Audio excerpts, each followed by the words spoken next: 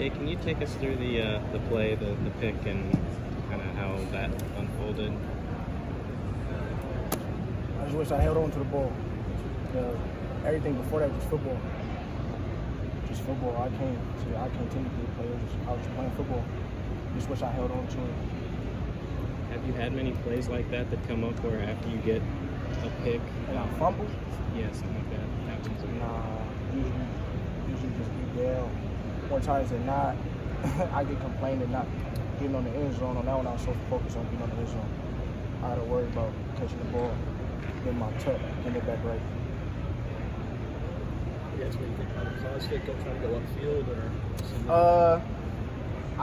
I was like dancing with this kid for a long time, and it's like when I caught it, just like sometimes my brain just goes end zone, and I try to get to the end zone. So yeah, I just gotta focus on catching it, securing it, after catching it, securing it.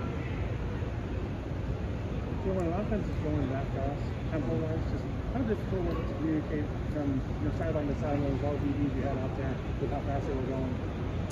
To be honest with you, it wasn't too difficult because we got to a point to where like we kind of understood the tendencies that they like to do after the tempo. So more times than not, after the tempo, we could kind of guess which call was coming. So it was more so about like say if you're on the backside and then you running somebody down, it's about being tired. But in terms of communication, I believe it was way more beautiful in comparison to last year. You guys only gave up 17 points and had it's like a couple interceptions. What's your overall assessment of the defense? Do you feel like there were some situations that you guys could take better advantage of? Better advantage of me holding on to the ball after the interception. Was there a penalty? I know one thing that just in football focus on no penalties on third down. Never want to extend the drive. But like I'm from the West Coast. West Coast style offense, like 17 points to me, that's not a lot. So I think this is me. Nothing with the Badgers. I think it was good. Like I don't know. I just come from a different style of football. So when I like 17-14 is like that's like one touchdown first half, one touchdown second half, maybe a field goal somewhere in the middle.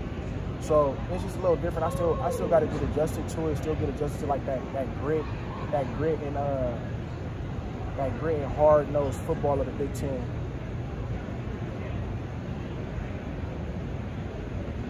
Do you feel dealing with the high-tempo offense this early in the season kind of sets you guys up that confidence you can then carry with you?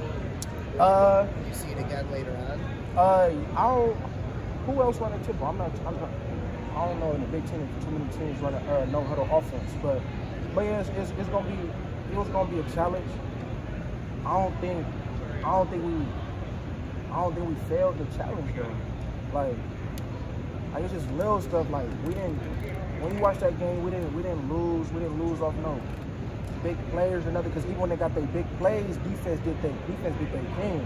I come from a place to where 3 = 0. So like on that kick return, they got a field goal after that. In my head, 0 points. So I'm thinking we doing good.